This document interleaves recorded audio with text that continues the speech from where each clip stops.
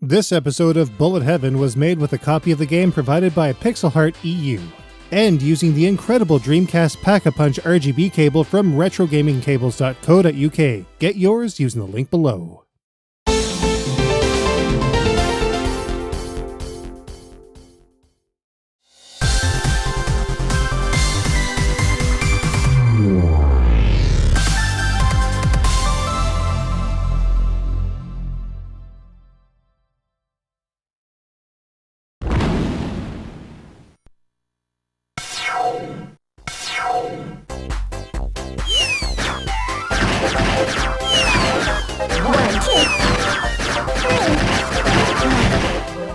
In episode 245 of Bullet Heaven, we took a look at the Vasara collection for the PlayStation 4 and Nintendo Switch. Though it didn't end up wowing us the way we had hoped, Vasara 1 and 2 are generally regarded as Visco's best games, despite being outclassed by the much older Sengoku Ace games from Saikyo. We wondered how accurate these claims were though, and a new Dreamcast port of a Neo-Geo classic from Joshprod and Pixelheart EU on the Sega Dreamcast will put them to the test. Captain Tomaday is a vertical Q-em-up originally released to the Neo-Geo MVS by Visco in 1999. It was ported and published to the Dreamcast by Joshprod under license and distributed by Pixelheart EU on June 15, 2019 as an independent mil-CD release.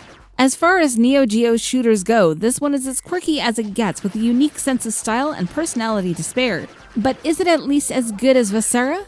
Let's take a closer look.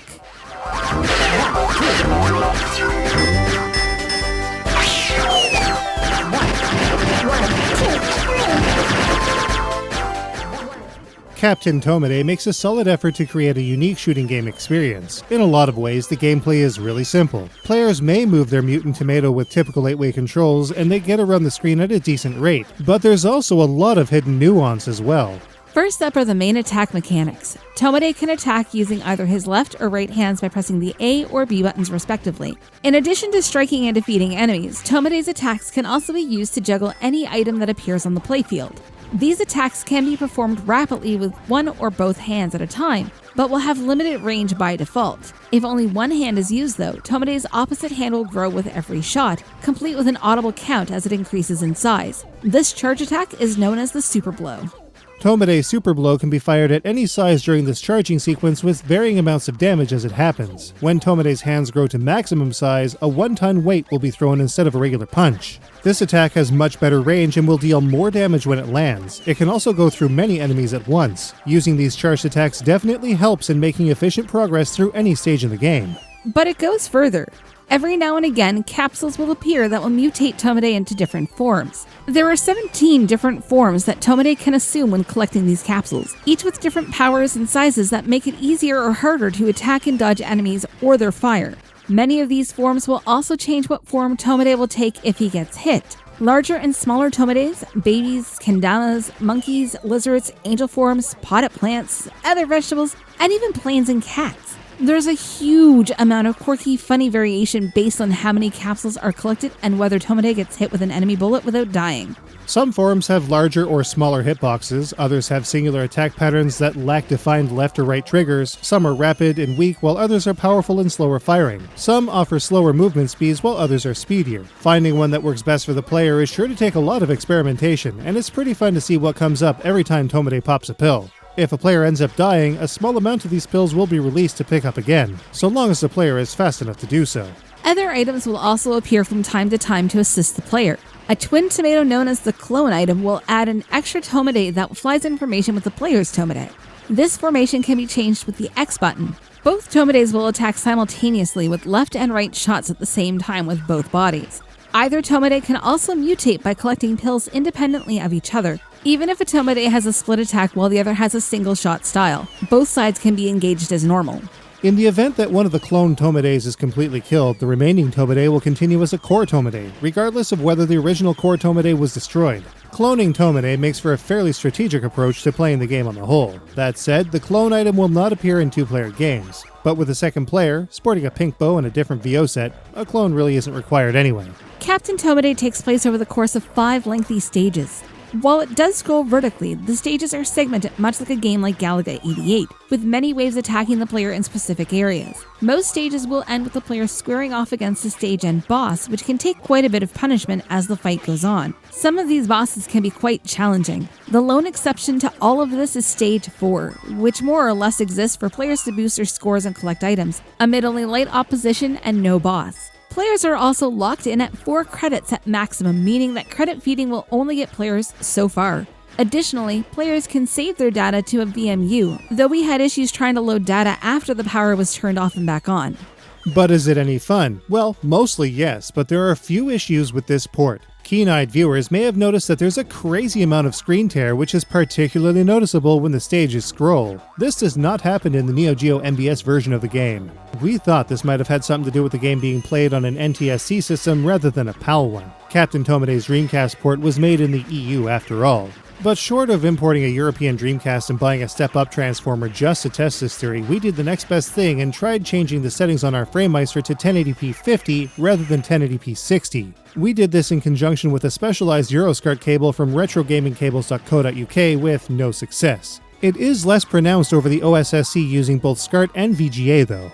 This issue is huge and something that players will definitely need to forgive if they want the most out of Captain Tomaday on the Dreamcast. There is also some biblical slowdown in this game that can lead to some really cheap deaths. Especially in the case of 2-player games, the action chunks up massively to the point that it looks like a slideshow. There is much less slowdown during single-player games though, which is good news for people looking to get through the game for score and survival without having to deal with a crawling single-digit frame rate. One last thing, Captain Tomaday is a mil-CD game, meaning that some Dreamcasts might not be able to play this game at all. Later models of the Dreamcast had mil-CD functionality removed, meaning that this disc will not be readable on those units. In this case, the earlier the machine, the better. Despite all of this, we still rather enjoyed the various departures that Captain Tomaday takes with its core gameplay mechanics. The huge amount of different mutations, the clone aspect, and the split attack setup are neat ideas that work really well in Captain Tomaday's setting. And you know, we like it quite a bit better than Vasara. Of course, as an arcade game, scoring comes into its own with Captain Tomaday, and just like the gameplay itself, it has some neat twists.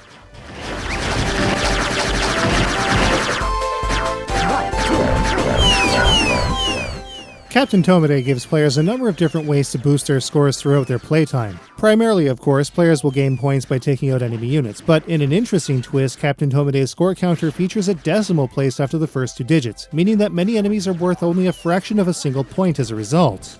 Bigger payouts are scored if a player takes out an entire group of enemies. This score is displayed on the screen when this occurs and will be added to the score of the player that finished off the group. Certain mutations do better jobs than others in taking out bigger groups or columns of enemies. All the while, the number of different score items can also be collected by players throughout the entire game. Food, gems, and casino chips of varying size and color will add larger point values to the score of the player that collects them. The larger they are, the more they are worth. Obviously, collecting more of these will increase the score significantly. The end of any given stage will award players with significant single bonuses bigger than anything else in the game.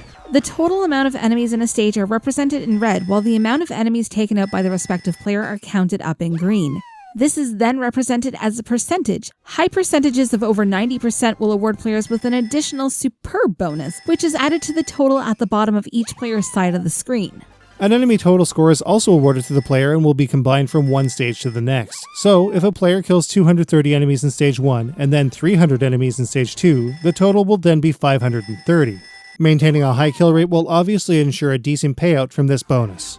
Captain Tomaday does not support any sort of online leaderboard, which is kind of to be expected from the Dreamcast in this day and age. So like the Neo-Geo version, a screen capture or a camera and the forum of the player's choice is the best option for immortalizing the player's score.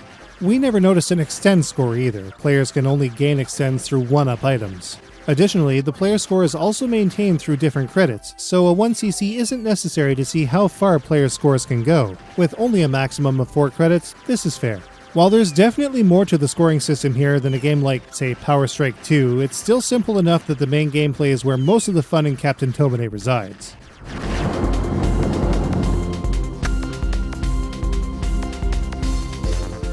Captain Tomaday is one of those games that really stands on its presentation to make a name for itself. Its gameplay is decent enough to bring us back, but the super cartoony nature to the visuals really takes it over the top. Though a lot of the cutscene elements make it look as if the characters in Captain Tomaday were drawn in MS Paint, they still retain a charm that sets them apart from anything on the Neo-Geo in 1999. The Dreamcast version, of course, maintains this look, and it works well for the theme in the game. The actual sprites during gameplay are very well produced, of course. Whether it be the player characters or enemies in general, they are often very detailed and decently animated. The backgrounds are also very well produced, making great use of color. Captain Tomaday also runs at 240p, making it easy for players with a FrameMeister or OSSC to boost the resolution to 1080p for an ultra-crisp picture. Less impressive is the sound. A good number of the effects used in Captain Tomaday can be shrill, and a lot of the voice samples are kind of irritating and badly recorded. This is especially evident during the bonus screens Yahoo! And the Game Over announcement. Shot impacts, collision effects, chimes, and other effects are really loud as well, making for a less than ideal audio environment. The music, on the other hand, can be pretty catchy. On the whole, we like the music tracks used throughout the entire game, though some have been reused. More music tracks could really have enhanced the soundtrack. The version that was provided to us from Pixelheart EU comes in a typical CD jewel case with the left spine designed after Japanese Dreamcast games, while the right spine is modeled after US releases. The internal art matches the image on the disc through a transparent panel, and the manual is also reversible. There is very little substance in this booklet though. All in all, everything you'd expect from a high-quality mill CD Dreamcast release. So, how does Captain Tomaday on the Sega Dreamcast stack up? Let's take a look.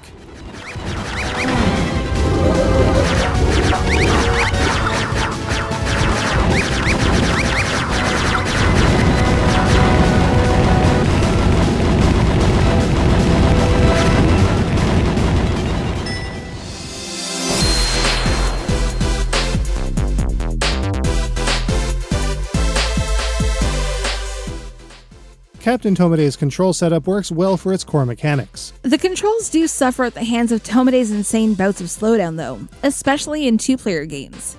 Captain Tomaday is a game that's fairly challenging already on normal, and there's only 4 credits available to the player. Players that need a helping hand can select easy though, and for those with the need for more punishment, hard and MVS await. Captain Tomaday stages are slightly longer than players may expect, but there are only 5 of them, and the game never really overstays its welcome. The scoring system doesn't really lend itself to any significant amount of replay though. Mostly, the backgrounds, character, and enemy sprites are pretty great. But the constant screen tearing is horrible, especially when the background scrolls. Captain Tomaday's music is catchy, but should have had more tracks. The sound effects are a little too overwhelming though, and the VO samples are not especially great. Captain Tomaday is a game that does a lot of neat, unique things, but the Dreamcast port is ultimately flawed. The fractions of points are also completely unnecessary. We really like the huge amount of different forms though. Captain Tomaday is a very affordable game, shipping from Pixelheart EU for just shy of €35. As a physical release for the Dreamcast, and especially compared to the prices found on similar releases just a few years ago, it's a decent value. Captain Tomaday is a game that I've really wanted to play for a very long time. It's definitely not quite what I expected, and there's also some nasty issues with regards to its performance and visuals. But it was also probably worth the wait. It's definitely an enjoyable title, and we had a lot more fun with it than we did with Vasara. Captain Tomaday on the Sega Dreamcast gets a 3.75 out of 5. You can get a copy of Captain Tomaday from Pixelheart.eu using the link below. That's another one down. Only one more episode until we hit 250. That's a huge deal. That's an extremely huge deal. Like, that's quite the milestone. 250,000. And it only took 10 years. Huzzah! Are we rich now?